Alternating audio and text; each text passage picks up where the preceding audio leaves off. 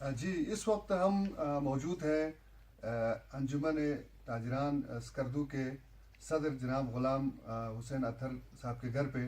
اور آج یہاں پہ صبح سے لوگوں کی آمد و رفت جاری ہے. لوگ یہاں آ رہے ہیں ان کو مبارکبادی دینے کے لیے. ایک جو بڑا فیصلہ ہوا ہے گلگت بلتستان کے حوالے سے کہ یہاں پر جو ٹیکس لاگو کیا گیا تھا اس کے خلاف مسلسل لوگوں نے احتجاج کیا اور حکومت کو مجبور کیا کہ وہ اپنا فیصلہ واپس لے لیں اور عوامی مطالبات کو منظور کریں. تو یہ جو خوشی کا موقع ہے، کل پورے اسکردو میں ایک جشن کا سما تھا اور لوگوں نے بھرپور طریقے سے ان کا استقبال کیا. آج بھی ان کے گھر پہ ابھی ہم دیکھ رہے ہیں لوگ یہاں پر موجود ہیں. تو ہم اس موقع پر سب سے پہلے K2 TV کی طرف سے ہم مبارکباد پیش کرتے ہیں غلام حسین اطہر صاحب کو اور ان کی ٹیم کو. اور ساتھ میں یہ بھی ان سے پوچھتے ہیں کہ یہ جو فیصلہ ہوا ہے اس کو آپ کس نظر سے دیکھتے ہیں؟ بہت مہربانی ذیشان صاحب، میں آپ کا انتہائی مشکور ہوں اور K2 TV کا بھی مشکور ہوں. آپ نے مجھے وقت دیا اور اس خوشی کے موقع پر آپ نے مجھے لیا.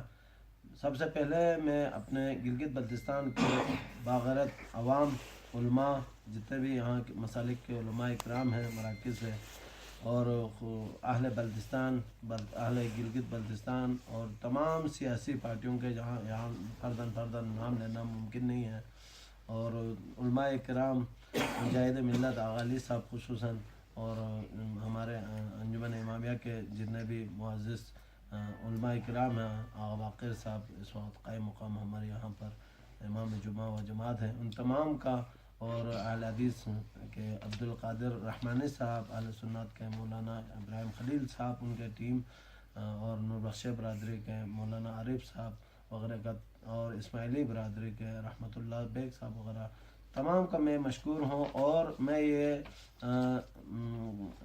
جو آج جو ہمیں فتح نصیب ہوا ہے وہ انشاءاللہ وہ گلگت بلتستان کے عوام کا فتح ہے. اور میں بڑے خوشی کے ساتھ یہ کہہ رہا ہوں کہ یہ جو اڈاپٹیشن 2012 جو کہ ہمارے اوپر ایک بہت بڑا ظلم ہوا تھا، وہاں اس وقت کے وزیر اعظم کے اجلاس میں، کونسل کے اجلاس میں کنسنسس پیدا کیے بغیر پھر وزیر اعظم صاحب نااہل ہوئے سپریم کورٹ کے فیصلے میں، یوسف رضا گیلانی. لیکن اس کے بعد دوسرے وزیر اعظم پرویز اشرف صاحب کو انہوں نے وہ دھوکے میں ان سے دخل لیا گیا اور یہ اڈاپٹیشن 2012 یہاں پر لاگو کیا گیا. اور 7.5 سالوں سے ہم بہت سارے متنازع علاقے میں ہونے کے باوجود، آئینی حقوق سے محروم ہونے کے باوجود، ہمارے اوپر بے شمار، جن کا ذکر پنجاب میں بھی کچھ ایسے ٹیکسز پنجاب اور اسلام آباد وغیرہ تک میں نہیں ہے، یہاں لاگو ہو چکے تھے اور کرنے والے تھے کچھ. تو الحمدللہ عوام نے جس یکجہتی کے ساتھ ایک قوم بن کر، پورے گلگت بلتستان کے عوام نے ایک قوم بن کر، تمام سیاسی پارٹیوں نے ایک قوم بن کر، تمام فرقوں نے ایک قوم بن کر تحریک چلائی اور اس میں ہم کامیاب ہو گئے.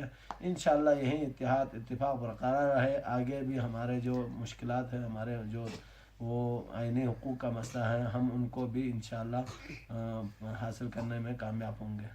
صحیح ہے. اچھا، جس طرح آپ نے کہا کہ بہت سارے لوگ تھے، بہت ساری جماعتیں تھے، سب نے مل کر کوشش کی اور آج یہ کامیابی ملی ہے. لیکن اصل کریڈٹ آپ کس کو دیں گے کہ کون ہے جس کی وجہ سے یہ بڑی کامیابی ملی ہے؟ اصل گلگت بلتستان کے عوام کو یہ کریڈٹ جاتا ہے، کیونکہ عوام نے یہ -15 16 میں 17 میں وہ سڑکوں پہ ڈٹے رہے، علماؤں کی قیادت میں، سیاسی رہنماؤں کی قیادت میں.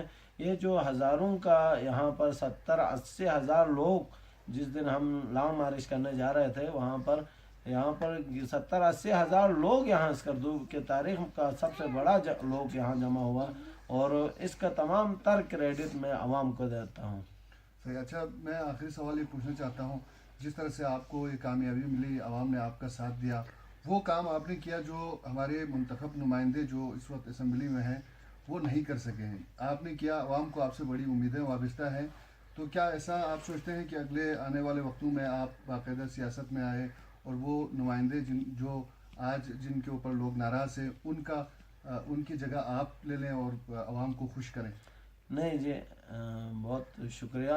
मैं ऐसा करने का सोच भी नहीं सकता हूँ। अल्लाह ने और अल्लाह के बाद जो अवाम ने जो इज़्ज़त आज मुझे बख्शा है, मैं इस इज़्ज़त के बाद मज़ीद अपने आप को इस जो हमारा जो सिस्टम है, अवामी नुमाइंदगी का एक सिस्टम है, उसमें बेचारे नुमाइंदे कुछ भी कर नहीं सकते हैं।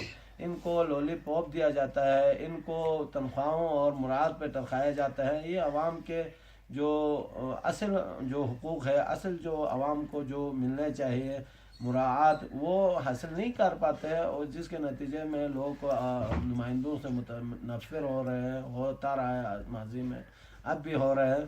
तो इन सब को मैं मद्देनज़र रखते हूँ। मेरा कोई मुस्तक़बिल में सियासी किसी इलेक्शन में हिस्सा लेने का मेरा कोई प्रोग्राम नहीं है। मैं अल्लाह ने जो इज़्ज़त इस वक्त दिया है, मैं इसको बरकरार रखना चाहता हूँ। एक सियासी और समाजी वर्कर के तौर पर मैं अपने खिदमत इंशाअल्लाह जारी रखूँगा, लेकिन सियासी कोई इस तरह का कोई मेरा वो प्रोग्राम नहीं है, ना इलेक्शन लड़ने का कोई प्रोग्राम है। बहुत शुक्रिया ग़ुलाम हुसैन अतहर साहब। हम इस वक्त अतहर साहब के साथ मौजूद हैं और इनकी गुफ्तगू आप तक पहुंचाई कोशिश करेंगे। इस तहरीक के जो दीगर रहनुमा है उनकी गुफ्तगू भी आप तक पहुंचाएं। जी।